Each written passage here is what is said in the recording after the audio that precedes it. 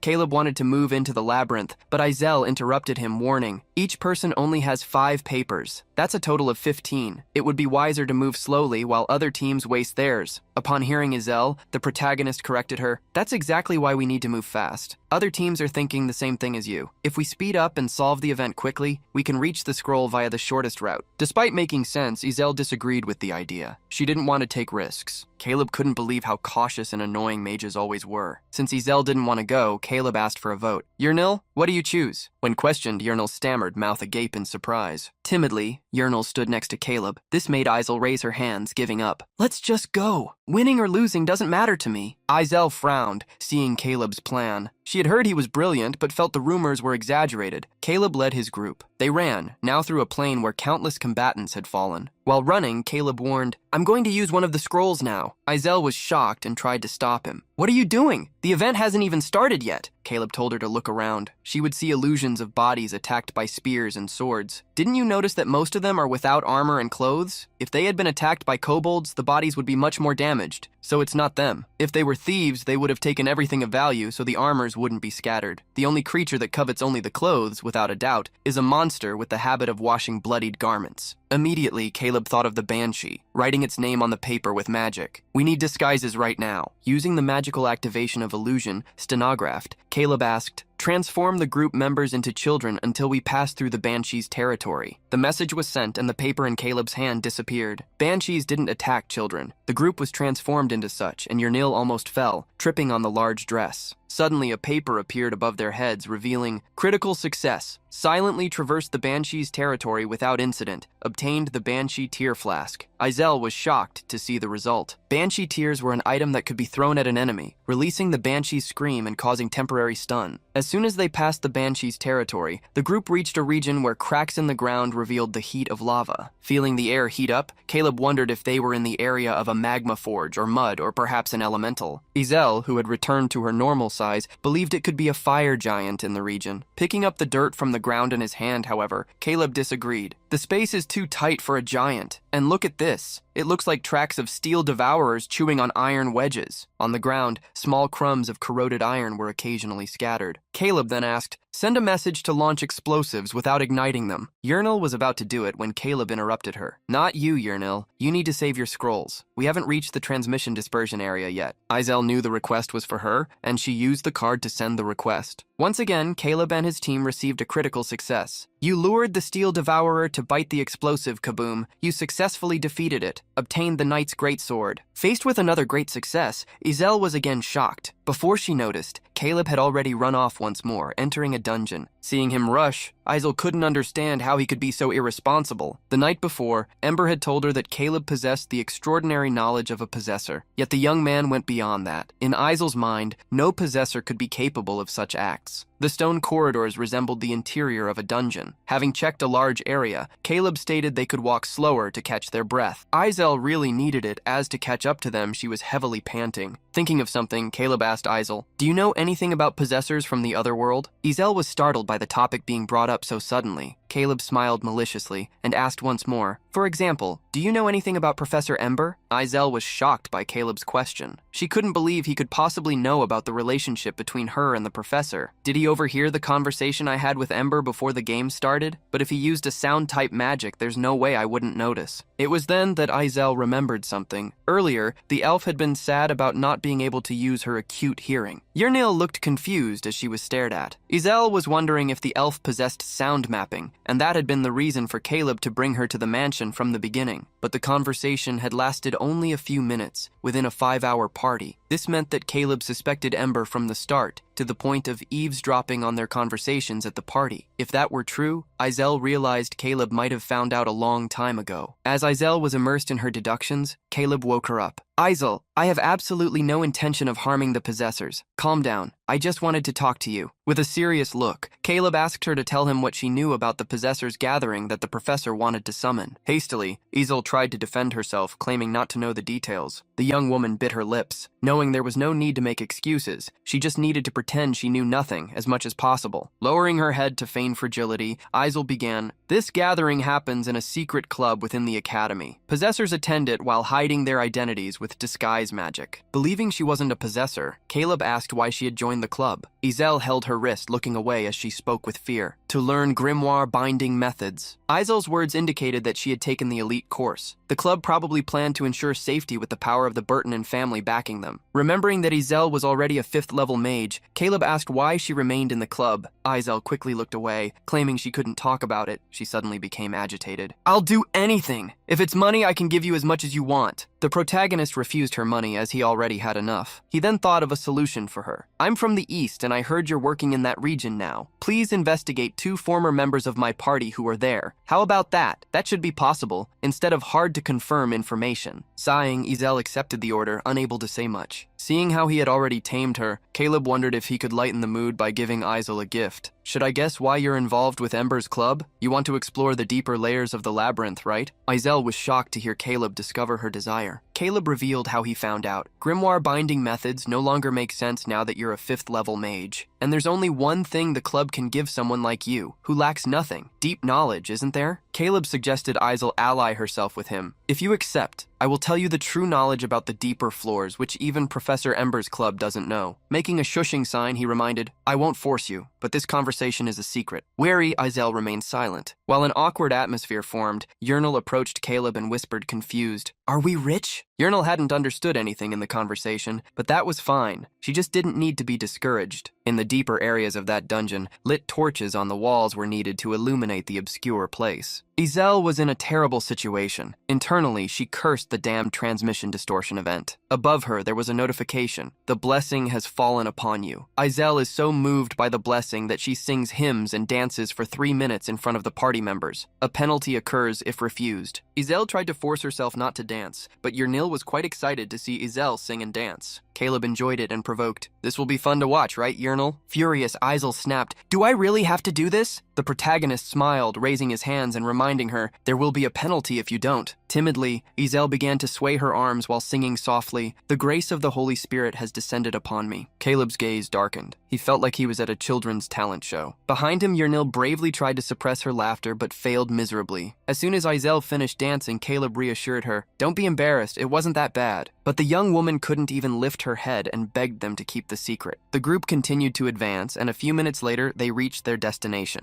Before them was a stone pillar with a hologram. The hologram stated that the scroll would be summoned in 5 minutes. Basically, they just needed to send an escape transmission message to the scroll, and the mission would be over. It was at that moment that a voice emerged from behind the group. Wow, that's really impressive. We just followed you all the way. All the problems are already solved. How amazing. Through the tunnel that Caleb and the others took, Professor Maldini appeared with 2 other people. Caleb was surprised and questioned, Did you follow us instead of creating a strategy? Professor Maldini pointed to another person next to him. The rookie group could be in trouble, so we should help. That was Professor Ember's suggestion. Here, the protagonist cursed internally. Help my ass. Damned and cunning Ember. Watching us from behind, he was probably trying to find out how much knowledge I possess. The protagonist then asked, Should we take the scrolls together and leave? Maldini thought it would be a good idea, but suggested a battle. A game is just a game. Think of it as receiving a class. Whatever the outcome, I will give you all the prize money. The protagonist smiled, but corrected him. A game should be enjoyed as a game. The winner should take all the prize money. Raising his wand, the protagonist asked, Everyone knows the rules, right? No direct attacks. We must fight using transmission messages. Maldini liked the proposal. That will be interesting. Let's start immediately. The protagonist agreed to the start and shouted, Yahello, run to the altar! Yahello quickly advanced toward the altar behind her. However, the professor in Maldini's group did not want to allow it. Raising her magic wand, she conjured, Stenographer, use the flames to... Before she finished, Caleb spoke first. Stenographer, use silence magic on Professor Haley. The magic fell upon the professor, who was too slow, thus blocked from using spells for 30 seconds. Maldini took control of the group and snapped, Stenographer, use heavy advance. Ezel quickly used a spell with the scroll, the Guardian's Shield. The shield was created in front of the phantom that Maldini created, blocking it. However, the block was not strong enough, and the shield broke. Due to the shield breaking, Ezel received a penalty. She was stunned and unable to move for 10 seconds. Feeling her body weaken, Ezel fell onto the ground, sitting. Maldini stood still, wishing to see what Caleb had to do. The protagonist smiled. Since the professor wanted him to act, he did. Caleb used the Hourglass of Time ability, freezing his surroundings. Professor Haley had revealed herself to be a mage, while Professor Maldini was a barbarian. Since Ember hadn't attacked, it meant he used a protective function. The only position where he could observe Caleb was that of a cleric. Knowing all this information, Caleb conjured 3 transmission messages. At the same time, he ordered, Yahello, as soon as you see the scroll on the altar, send a transmission message to end the event. As soon as the hourglass turn ended, an attack magic flew toward Maldini. He was hit by pieces of ice and eliminated from the game. The professor was shocked to see that what they said about Caleb possessing silent casting and ultra-fast speed casting was true. As a last request, Maldini shouted, Ember, use resurrection quickly. Ember raised his magic wand to use the spell Maldini requested, but a vial seemed to float in front of him. Caleb had thrown the banshee tears at the professor. As soon as the vial broke, a scream sounded right in front of Ember, startling him. Because of the fright, the professor was stunned. He would be unable to do anything for 20 seconds. At that moment, Yurnil reached the scroll. She was about to use a transmission message on it when Professor Haley broke free from the silence. "Stenographer, use summoning magic on the target in range." The scroll disappeared from the altar before Yurnil and flew into the professor's hands. With the scroll in hand, the elf professor smiled. "What a shame. Now shall we end the game?" As soon as Haley tried to use a transmission message on the scroll, it was transformed into a sword, leaving her shocked. Haley had been tricked by the illusion magic cast by Caleb. He had disguised a sword as the scroll. Haley looked at the location where the scroll originally was, and was shocked to see that she had never obtained it. Caleb smiled, showing the professor that she had never summoned the item. Caleb immediately told Yurnil to finish the game. Yurnil then pointed her wand at the scroll and used a transmission message without anyone interrupting her. It wasn't long before everyone returned to the mansion. In the center of the red carpet, the two teams met, one congratulating the other. Caleb thanked Professor Maldini for his kind words. Professor Maldini quickly pulled Professor Ember away as he bid farewell. "Caleb, we have to go. We'll see you again at the academy. Thank you for the fun today." As soon as the professors left,